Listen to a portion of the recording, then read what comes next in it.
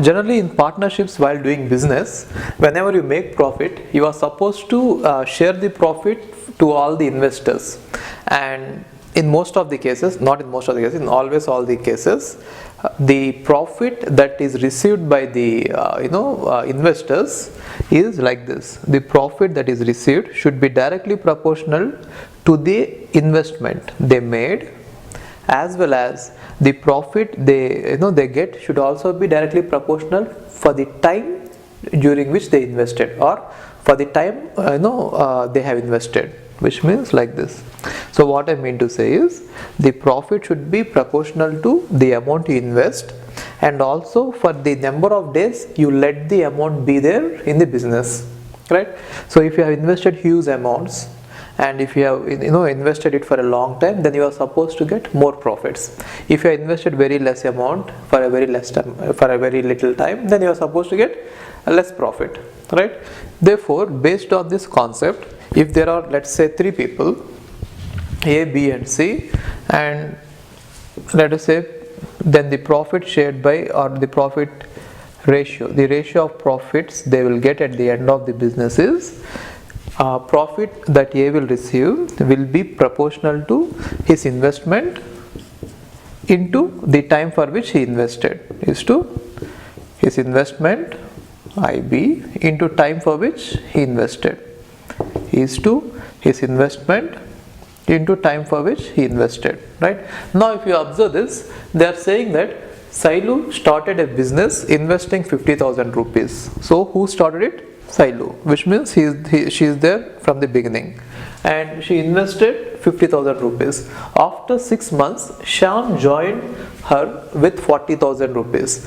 After 1 year, Nitesh also joined them with 1 lakh rupees. What should be the ratio in which profits are shared by 3 person at the end of 2 years? So how to solve it is, let us assume that, see, they are talking about the end of 2 years. At the end of 2 years, that is why I am assuming that this is the total time for which business is carried out. Okay. Now who started it? Sailu started it, right? Sailu. Okay. And what did she do? She invested 50,000 rupees, and she is there till 6 months. Okay. So 50,000 rupees is invested for 6 months. Then what happened? After 6 months, Shyam joined, which means Sailu is there, along with her Shyam joined. So this period is 6 months. After 6 months, Shyam, which means Sailu is there, along with her Shyam is also there. Okay. Then what happened? Yeah, Shyam got in with the price of, he invested 40,000 rupees. Okay. Now after 1 year, after 1 year means from here I have to count 1 year, which means this is also for a period of 6 months. Okay. So 6 months and 6 months, and after 1 year means from here to here, right? So at this point in time, who joined? Nitesh joined. Okay. So now who are there at the end? Sailu is there, Shyam is there, and also Nitesh is there, right? Now Nitesh has joined the business with an investment of 1 lakh rupees. Okay. So this is the case. Now what is the profit that each one has got? Profit got by Sailu is to profit got by Shyam is to profit got by Nitesh is equal to time for which Sailu has invested. So isn't it? See, first one is Sailu's. Therefore, I want to find out the time for which Sailu is there in the business. Her investment is there in the business, right? So what is the time? Okay, this entire thing is 1 year, and then this entire thing is 1 year. So the total is 2 years, right? The amount is 1 lakh. Okay. Now what is the time for which Shailu is there? From beginning to ending, Shailu is there. During this time, and during this time, which means for the total 2 years she is there. I want to convert everything to months because writing it in years might not be very easy here. So let me convert everything to months. So Shailu is there for 24 months into what is the investment she got in? 50,000 rupees. So into 50,000 is to, now what about Sham? Sham is there in the business, or his investment is there in the business from here, right? From this point till this point, which means 6 months. This point is, this entire term is 6 months, and again this entire term is 12 months, therefore 18. So 18 months he is there into what is the investment he got in? 40,000 rupees. Therefore 40,000 rupees is to, what about Nitesh? Nitesh has joined only in the last 1 year, which means 12 months he invested, and what is the amount he invested? 1 lakh rupees. Okay, now if you try to compute it, you are going to get it as 5:3:5.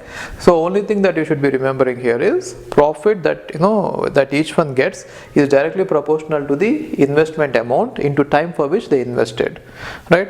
And from this we can get this formula. So that is the ratio we are getting. Okay. Hi, if you are planning to do masters, then doing masters abroad is better than doing masters in India. I'll give you all the reasons. So, first reason is, out of 1 lakh students who take GATE every year, there are only 500 seats in old IITs. So all the IITs put together have an acceptance rate of 0.5%, and universities better than IITs, they have very good acceptance rate like 30%, 40%, but all the IITs put together have an acceptance rate of 0.5%. And if you are working hard to get into IIT Bombay's ranking is 177 and IIT Roorkey's ranking is 400. If you are happy to get into IIT Roorkey, then getting into universities better than IIT Roorkey is easier compared to getting into IIT Roorkey. And looking at the salaries for computer science, for software jobs, if you have done your masters in computer science in US, the salaries are ranging from 80 lakhs per year to 1.2 crore per year. So even if you take an average of 1 crore per year, your savings will be much higher than the salaries in India. After taxes and your cost of living, you can easily save 40 to 50 lakhs per year. And in India, the maximum jobs that you get is around 30 lakhs. So your savings will be much greater than the salaries in India.